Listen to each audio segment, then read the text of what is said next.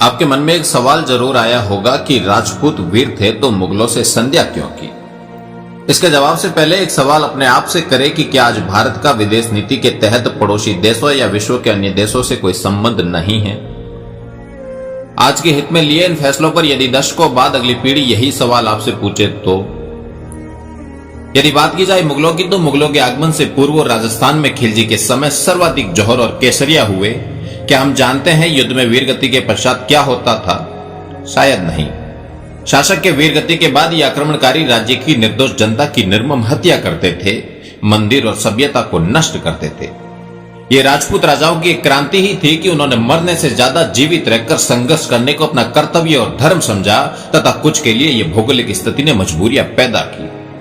दुर्भाग्य से हमें किताबों में संधियां तो पढ़ाते हैं, किंतु उन संधियों की शर्तें नहीं पढ़ाई जाती। अगर पढ़ाई जाए तो यह स्पष्ट हो जाए कि वो संधियां कितनी सम्मानजनक थी। भविष्य में सैन्य अभियान में सहयोग, अतिरिक्त कर, घोड़ों हाथियों के आदान प्रदान आदि के इर्द गिर्द यह संधियां होती थी, किंतु इन राजपूत राजाओं ने मुगलों को राज्य के मामलों में और लोक जीवन में कभी हस्तक्षेप नहीं करने दिया। हस्तक्षेप करने पर समय समय पर युद्ध और विरोध भी किया। यही कारण है कि इन मुगल अधीन राजपूतों के दुर्गों में आपको गणेश पोल, भैरव पोल और मंदिर मिल जाएंगे।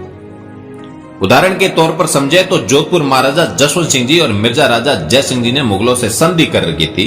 किताबें उन्हें मुगलों के अधीन बताता है, किंतु जब जोधपुर महाराजा जसवंत सिंह जी की मृत्यु हुई तब औरंगजेब ने कहा कि दरवाजे कुप्र शिकस्त, अर्थात आज कुप्र का दरवाजा टूट गया।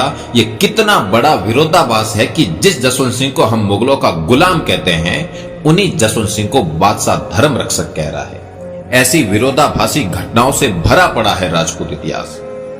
मिर्जा राजा जय सिंह जी की मृत्यु पर जोधपुर महाराजा जसवंत सिंह जी ने एक पिचोला कहा था, घंट न वाजे देरा संग न माने शाह, एक रसिया फिर आवज्यो माउरा जैसा। अर्थात आज मंदिरों में घंटे नहीं बज रहे हैं और शहंशाह भय नहीं मानता है। हे मिर्जा राजा जय सिंह जी, एक बार फिर आओ। औरंगजेब का जसवंत सिंह जी के लिए बोले शब्दों और जसवंत सिंह जी द्वारा मिर्जा राजा जय सिंह जी के लिए कहे शब्दों को सुनकर आप किस निष्कर्ष पर पहुंचते हैं, यह आपकी बुद्धिमत्ता और तर्क क्षमता पर निर्भर करता है। जब मुगलों ने सीमा संधियों का उल्लंघन करना शुरू कर राज्य में हस्तक्षेप करना शुरू किया, जजिया कर लगाने शुरू किए, राज्य की राजनीतिक व्यवस्था में अत्यधिक घुसपैठ की, तब इन्हीं सामंत शासकों ने मुगल सत्ता से विद्रोह कर मुगल सत्ता का अंत कर दिया। इस विद्रोह को मुगल बादशाह बाबर से लेकर अकबर और शाहजहां तक सब भली भांति महसूस करते थे। इसीलिए उन्होंने कभी किसी राजपूत शासक को संधि का धौंस नहीं दिखाया, कभी राज्य और धर्म पर प्रत्यक्ष हस्तक्षेप नहीं किया।